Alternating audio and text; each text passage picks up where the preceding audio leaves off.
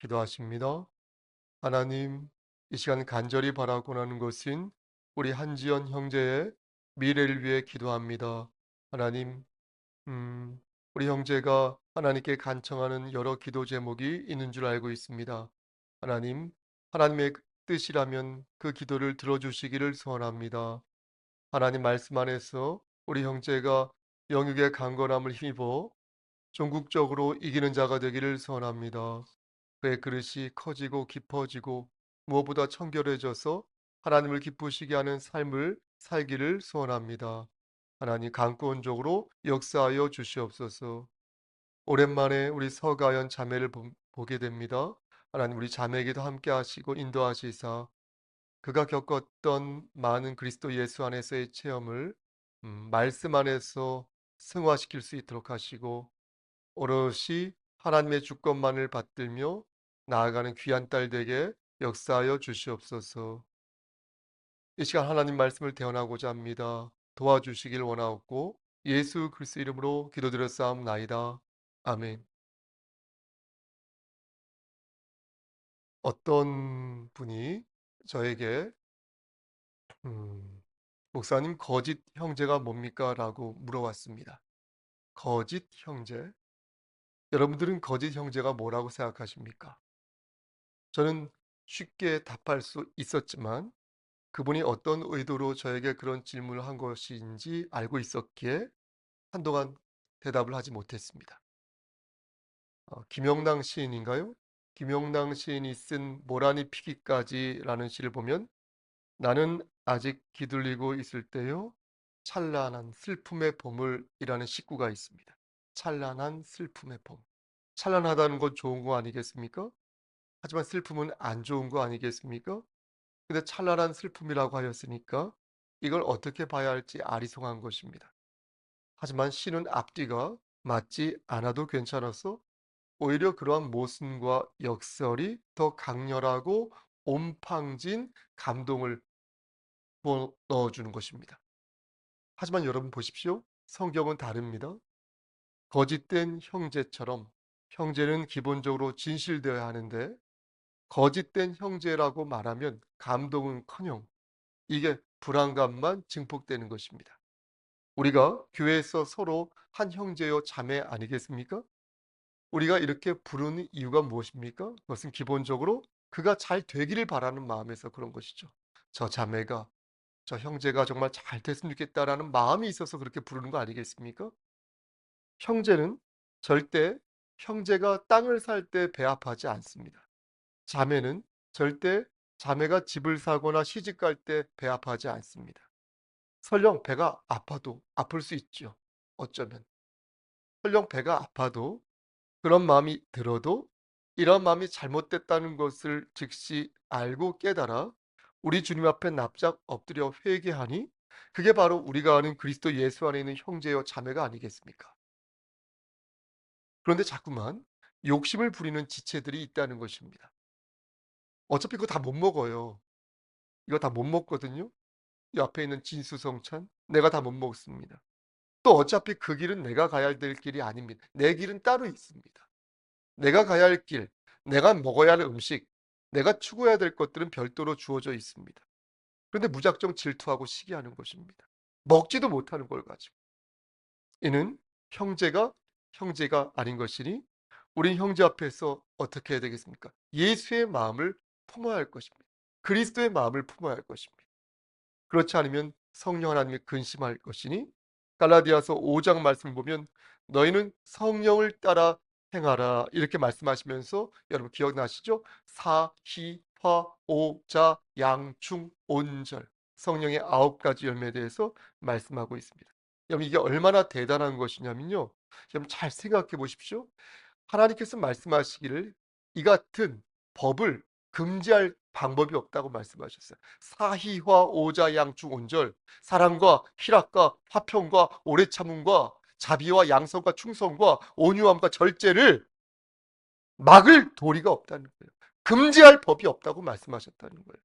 그러니까 성령을 따라 행하는 이 9가지의 삶이라고 표현할게요. 아무런 제재를 받지 않는데 그 이유는 그러한 열매들이 나의 능력으로 생긴 것이 아니라 성령님이 주셔서 생긴 열매라는 거예요. 그런 능력이라는 거예요. 성령의 역사하심으로 인해 보여지는 열매이기 때문에 이건 아무도 막을 수 없다는 거예요. 이걸 잘 생각하셔야 됩니다. 그래서 내가 어떤 자매가 어떤 형제가 잘 되는 것을 보고 내가 배가 아파하지 않고 그가 잘 되기를 내가 진심으로 바랄 때 우리는 우리 자신의 머리를 이렇게 쓰다듬는 게 아니라 이 마음을 누가 주셨다? 성령님이 주셨다. 하나님이 이 마음을 주셨구나. 이 좋은 마음을, 이 9가지 열매를 주셨구나. 라고 생각해야 한다는 것입니다. 사유와 오자양충 온절. 이 성령의 9가지 열매 여러분 꼭 기억하시기를 간절히 소원합니다. 그런데 앞에서 말씀드린 것처럼 형제는 분명히 다르게 행동해야 한다는 것이죠. 그들은 어떻습니까? 올바르게 행동해야 되는데 성경에서 말씀하는 거짓 형제는 그렇게 행동하지 않는다는 것. 거짓 형제는. 여러분 잘 보십시오. 겉으로는 형제인 척하죠. 겉으로는 목사인 척합니다. 겉으로는 장로인 척, 권사인 척해. 하지만 실제는 그렇지 않아요. 그래서 그가 나무에서 떨어지기를 바란다라는 것입니다.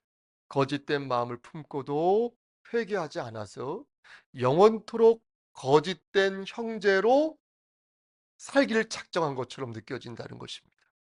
근데 두려운 것은 뭔지 아십니까? 거짓된 형제가 거짓을 낳는다는 거예요, 본산.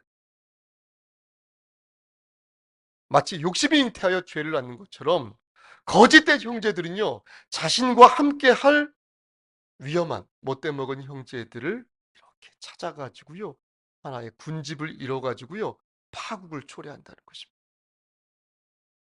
갈라디아 교인들을 흔들었던 거짓 형제들이 그러하였으니 그들은 예수님을 모르는 사람이었습니까? 그 사람들 다 예수님을 아는 사람들이었어요. 여러분 그들은요 놀라지 마십시오. 그 거짓 형제들이라고 말하는 사람들은요 예수님을 영접하였다고 고백한 사람들이었어요. 여러분 심지어 세례를 받은 사람들이었어요. 여러분 심지어 교회 공동체 안으로 들어와서 신앙생활하는 사람들도 있었어요. 그리고 그들과 깊이 어울려도 전혀 이상할 것 같지 않은 그런 사람들이었어요. 그런데 성경은 그들을 콕 집어서 뭐라고 말했다? 거짓된 형제들이다. 이렇게 말씀하였다는 것입니다. 누가 봐도 이상하지 않은데 내 형제와 다른 부분이 없는데 오히려 내게 살갑고 오히려 어떤 지체보다 교양이 있어 보이는데 그를 거짓되었다고 말하니까 갈라디아 교회 성도들은 고개가 갸웃해진 것입니다. 당혹감을 느낀 것입니다.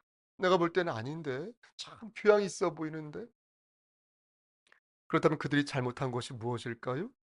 그들은 왜 거짓된 형제라는 낙인을 받은 것일까요? 혹시 성령의 9가지 열매를 맺지 못해서 그런 것일까요?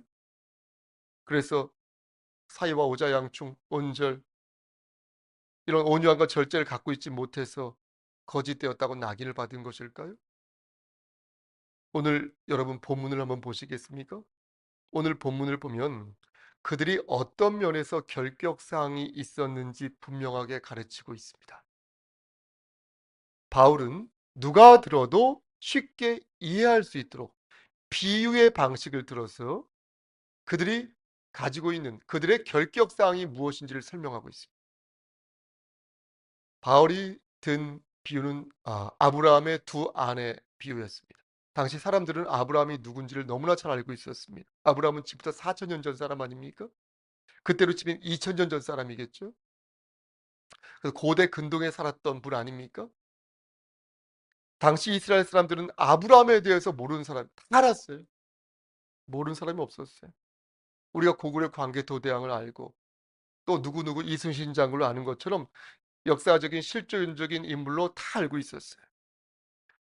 그리고 아브라함과 그의 두 아내 역시 잘 알고 있었습니다. 아브라함의 아내 사라는 아브라함의 정식 부인이었습니다. 하지만 하갈은 어땠습니까?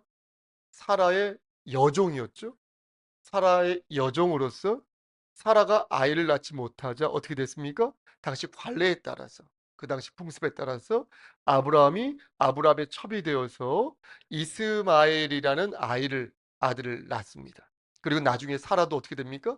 아들을 낳는데 그가 바로 누구였습니까? 이삭이었습니다. 이렇게 한 사람은 정식 부인으로서 이삭이라는 아들을 낳았고요. 또 한 사람은 첩으로서 이스마엘이라는 아들을 낳았는데 사도 바울은 누구나 알고 있는 이 사실을 언급하면서 갈라디아 교인들에게 복음의 정수를 재차 가르친 것입니다. 여러분 22절 말씀을 한번 보시겠습니까? 오늘 본문 22절. 바울이 두 여자를 어떻게 구분하여 말씀하고 있는지 그 내용이 나오는데요. 우리 함께 22절 말씀을 한 번 더 합독하겠습니다. 기록된 바 시작. 기록된 바 아브라함에게 두 아들이 있으니 하나는 여종에게서 하나는 자유 있는 여자에게서 났다. 아멘. 여러분 어떻습니까? 하나는 여종인데 그쵸? 여종인데 맞죠? 나머지 하나는 자유가 있다 이렇게 말씀하고 있지 않습니까? 자유가 있다는 것은 뭡니까? 종이 아니라는 것이겠죠? 그런데 이것은 보통의 일이 아니었습니다. 왜냐하면 사도 바울은 지금 두 여자를 들어서 예수 그리스도와 율법을 비유하여서 설명하고 있기 때문에 그렇습니다. 여러분 23절 말씀도 한번 보시겠습니까? 우리 이 말씀도 합독하겠습니다. 시작. 여종에게서 육체를 따라 낳았고 자유 있는 여자에게서는 약속으로 말미암느니라. 여러분 이게 무슨 뜻입니까? 여종인 하갈에게서 나온 이스마엘은 육체를 따라 낳는데 사라에게서 나온 이삭은 육체를 따라 난 것이 아니라 무엇으로 나왔다? 하나님의 은혜로 나왔다는 것. 그러니까 이스마엘은 아기를 낳을 생각으로 막 궁리를 했겠죠. 어떻게 하면 이 아들을 낳을 수 있을까? 아기를 낳을 수 있을까라는 생각으로 막 인간이 계획을 짜고 어떤 노력을 하여서 나온 아기가 이스마엘이라면 사라가 낳은 이 이삭은 인간의 힘으로 불가능한 상태에서 하나님께서 은혜를 주셨기 때문에 이 땅에 비로소 태어날 수 있게 되었다는 것입니다. 그것을 어떻게 표현한 것입니까? 무엇으로 말미암아? 약속으로 말미암아. 약속으로 말미암아 태어났다고 바울은 표현하고 있는 것입니다. 바울은 이렇게 말한 뒤에 24절 말씀 보시겠습니까? 이것은 비유니 이 여자들은 두 언약이다 이렇게 말한 것입니다. 두 언약이 무엇입니까? 앞에서 말씀드린 것처럼 예수 그리스도라는 언약이 있고 율법이라는 언약이 있는데 이 두 언약이 있는 것이니 초인간적으로 태어난 이삭은 예수님인 것이며 인간의 계획과 생각으로 태어난 이스마엘은 율법이라는 거예요. 이렇게 누구나 들어도 단박에 알 수 있는 아브라함의 그 가정사를 비유로 들면서 두 개의 언약을 지금 바울은 대조적으로 비교하여서 설명하고 있는 것입니다. 여러분, 바울은 어떤 언약을 우선으로 생각하고 있는 것 같습니까? 하갈의 아들 이스마엘입니까? 아니면 사라의 아들 이삭입니까? 이삭입니까? 이스마엘입니까? 바울은 사라의 아들 이삭을 약속의 자녀로 여기고 있습니다. 이 사실은 당시 사람들이 모두 동의하는 바였어요. 사라의 아들이 맞지요. 이렇게 생각했어요. 90살이 되어서 아기를 갖지 못하는 사라에게 하나님께서 주셨던 그 언약, 그게 선물이지요. 라고 생각했어요. 바울은 예수님을 설명하는 데 있어서 이만한 비유도 없다고 생각한 것이고요. 그래서 갈라디아 교인들을 향하여 너희는 율법의 아들이 아니라 너희는 약속의 아들이다. 이렇게 말한 것입니다. 여러분 이 말씀이 어디 있는지 아십니까? 비단 갈라디아 교인들에게 하신 말씀이 아닌 우리 송석교회 성도들에게도 하신 이 말씀이 어디 있는지 아십니까? 바로 28절 말씀에 있습니다. 여러분 이 말씀도 29절까지 우리 함께 합독하겠습니다. 형제들아 시작. 형제들아 너희는 이삭과 같이 약속의 자녀라. 계속 그러나 그때의 육체를 따라 난 자가 성령을 따라 난 자를 박해한 것 같이 이제도 그러하도다. 여러분 뭐라고 말씀하고 있습니까? 지금 거짓 형제들이 너희들을 막 핍박하고 조롱하고 있는데 그 모습이 하갈의 아들 이스마엘이 사라의 아들 이삭을 조롱하고 핍박하는 것과 같다 이렇게 말하고 있는 거예요. 이해되십니까? 그러니까 종의 아들이 주인의 아들을 핍박하고 있는데 이게 말이 되냐? 것이에요. 지금 거짓 형제들이 진실한 형제들에게 너희가 믿음뿐만 아니라 율법도 지켜야 구원을 받을 수 있다 이렇게 말을 하는데, 그건 종의 아들이 주인의 아들을 희롱하고 협박하는 것과 같다는 거예요. 그러니까 그런 협박과 조롱에 더 이상 속지 말라는 것입니다. 그러면서 바울은 말하기를 30절 말씀에서 유업을 얻을 자는 오직 한 사람, 누구의 아들? 어떤 여자의 아들? 자유하는, 그렇죠. 자유하는 여자의 아들이다. 너희가 만약 율법에 얽매여 율법의 종노릇을 한다면 너희는 하나님의 기업, 유업을 받을 수 없다. 이렇게 단언하고 있는 것입니다. 여러분, 이 말씀도 다시 한번 읽어봐야 되지 않겠습니까? 정말로 자유 있는 여자의 아들만이 유업을 받을 수 있는 것 좀 확인해 보겠습니다. 30절 말씀 한 목소리로 시작. 그러나 성경이 무엇을 말하느냐? 여종과 그 아들을 내쫓으라. 여종의 아들이 자유 있는 여자의 아들과 더불어 유업을 얻지 못하리라 하니. 마지막으로 이제 넘어갈 하나의 고비, 그 하나의 고비, 그 설명만 남겨놓은 상태에서 지금까지 여러분들에게 전한 말씀을 한번 정리해 보겠습니다. 여러분 잘 들어보십시오. 사도 바울은 갈라디아 교인들에게 말하기를, 너희 앞에 지금 두 개의 언약이 있는데 하나는 자유가 없는 여종에게서 나온 율법이고 또 하나는 자유가 있는 여자에게서 나온 예수 그리스도이다. 율법과 믿음은 공존할 수 없으니 그 이유는 율법은 우리의 죄를 깨닫게 해주는 몽학 선생으로서의 역할을 하지만, 그러나 믿음은 그 자체로서 하나님이시기 때문이다. 그런데 저들은 몽학 선생과 믿음을 동일 선상에서 바라보고 이해하고 있으니, 그러면서 거짓을 획책하고 있으니 너희는 절대 저들의 사탕 발림에 넘어가서는 아니 될 것이다. 이것이 지금까지 여러분들에게 말씀드린 강설의 내용이 되겠습니다. 자, 그렇다면 마지막으로 넘어갈 하나의 고비에 대해서 말씀드리겠습니다. 저는 이 고비에 대해서 말씀을 준비하면서 참으로 불편했는데요. 또 어려웠는데요. 그래서 이 정도만 강설을 하고 끝내면 어떨까라고 생각했습니다. 그러면 여러분들에게 은혜가 될 것 같은데 하는 마음을 솔직히 가졌습니다. 하지만 그것은 또 다른 거짓된 형제의 사탕 발림일 수 있을 것이니 저는 이 고비의 말씀을 여러분들에게 전하지 않을 수가 없는 것입니다. 저는 여러분들에게 앞에서 유업을 이을 자는 오직 자유가 있는 여자의 아들로 국한된다, 이렇게 말씀드렸습니다. 그 아들은 우리 주 예수 그리스도이니 이는 예수 그리스도 안에 있으면 모두 믿음으로 태어난 자유의 여인의 아들이다 라는 것입니다. 그래서 자유인의 아들이 된 자는 더 이상 율법과 율법의 종이 되는 것이 아니라 참 자유와 참 생명을 누리는 약속의 자녀가 될 수 있다, 이렇게 말씀드렸습니다.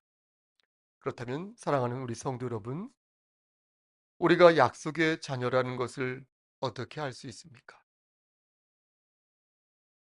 다른 사람은 모르겠고 다른 사람을 내가 함부로 단죄하고 정죄할 수 없고, 내 자신이 나를 생각할 때 내가 약속의 자녀라는 것을 어떻게 알 수 있습니까?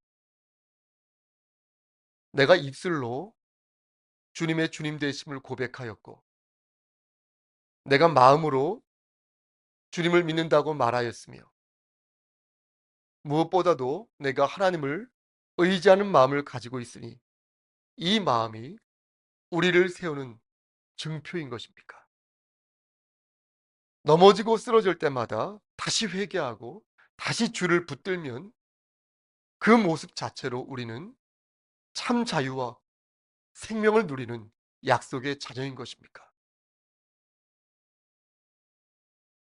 저는 그동안 여러분들에게 하나님의 주권을 받들고 하나님을 우리가 의지할 때 우리가 전국적으로 주 예수 그리스도 안에서 이기는 자가 될 수 있다고 말씀을 전하였습니다. 이러한 생각과 믿음은 지금도 변함이 없으니 첫째도 하나님의 주권, 둘째도 하나님의 주권, 끝째도 하나님의 주권을 바라며 성령 하나님의 이끄심을 지금도 간절히 소망하고 있습니다. 하지만 여기에 한 가지 방점을 찍어야 할 것이 있으니 그것은 바로 약속의 자녀가 가져야 할 삶의 자세라겠습니다. 그것은 곧 약속의 자녀가 반드시 맺어야 할 열매인 것이고 약속의 자녀가 풍겨야 할 향기인 것이니 만일 이것이 우리에게 없다면 어찌 우리를 약속의 자녀라고 말할 수 있겠습니까? 행위로 구원을 받는 것이 아니지만 영적인 열매를 맺지 못하면 구원의 증거 또한 없는 것이니 믿음은 반드시 영적인 열매로 나타나야 할 줄을 믿는 것입니다. 요한복음 15장 4절에서 예수님께서는 이렇게 말씀하셨습니다. 내 안에 거하라. 나도 너희 안에 거하리라. 가지가 포도나무에 붙어 있지 아니하면 스스로 열매를 맺을 수 없음과 같이 너희도 내 안에 있지 아니하면 그리하리라. 영적인 열매를 맺지 못하는 성도들이요, 혹시 당신의 가지가 포도나무에서 떨어져 있지는 않은지를 확인해 보시기를. 그래서 영적인 열매를 못 거두고 있는 것은 아닌지 확인해 보시기를. 혹시 육적인 열매만을 탐닉하여서 육적인 열매만을 하나님께 간청하고 있는 것은 아닌지 점검해 보시기를. 2003년 12월 19일 오후 4시 24살의 한 가장이 생활고를 비관하다가 자신의 6살 난 아들과 5살 난 딸을 한강에 던져버리는 그런 사건이 있었습니다. 한 기자가 그에게 묻기를 그럼 당신도 자살을 할 생각이었습니까? 라고 묻자 그 25살 가장은 말하기를 나는 종교인이라 자살하면 안 됩니다. 라고 말하며 아이들은 지금 천국에서 편히 쉬고 있을 것입니다. 라고 말하였고 자신도 회개하면 죄를 사함받을 수 있습니다. 라고 말했습니다. 2026년 4월 1일 저는 하나님의 은혜로 구원받았음을 확신하지만 지금도 숱하게 마음속으로 던지고 있는 온갖 죄상들을 부정할 수 없겠습니다. 육적으로는 사람을 죽이지 않았죠. 하지만 영적으로는 저는 사람을 죽였고 육적으로는 죄를 회개하였죠. 하지만 영적으로 다시 죄를 지었으니 이 얼마나 비참하고 치욕스러운 정황인 것인지 고개를 들 수가 없는 것입니다. 사랑하는 우리 송석교회 성도 여러분, 그럼 어떻게 해야 할까요? 이대로 주저앉고 육체를 따라 난 그 사람들처럼 살아야 할까요? 혹시 우리는 애당초 여종의 아들이어서 유업을 얻지 못하는 하갈의 아들이었던 것일까요? 저는 어떻게 강서를 마무리해야 할지 고민하고 또 고민했습니다. 그리고 성령 하나님께 어떻게 말하고 어떻게 실천하고 어떻게 마무리 지어야 하는지 여쭈어 보았습니다. 성령님께서는 오늘 본문을 들어 저에게 이렇게 말씀하셨습니다. 여러분 눈으로 보시겠습니까? 31절 말씀에서 그런즉 형제들아 우리는 여종의 자녀가 아니요 자유 있는 여자의 자녀니라. 이 말씀은 율법 앞에 전전긍긍하던 갈라디아 교인들에게 하나님이 주신 말씀이었습니다. 이 말씀은 믿음으로 일취월장하는 갈라디아 교인들에게 주신 말씀이 아니라 넘어지고 쓰러지고 자빠지고 연거푸 하나님을 근심되게 하는 연약한 형제들에게 베풀어 주신 하나님의 말씀이었습니다. 그런지 형제들아, 우리는 자유가 있는 여자의 자녀들아. 그러므로 다시 일어서서 자유가 있는 여자의 자녀답게 하나님을 찬양해라. 자유가 있는 여자의 자녀답게 진실로 회개하라. 자유가 있는 여자의 자녀답게 성령을 따라. 부족한 종이 여러분들에게 권면합니다. 여러분, 저 좀 보시고요. 주의 자녀답게 잘 사시기를 주님 받들어 간절히 축원합니다. 아멘. 제가 축도합니다.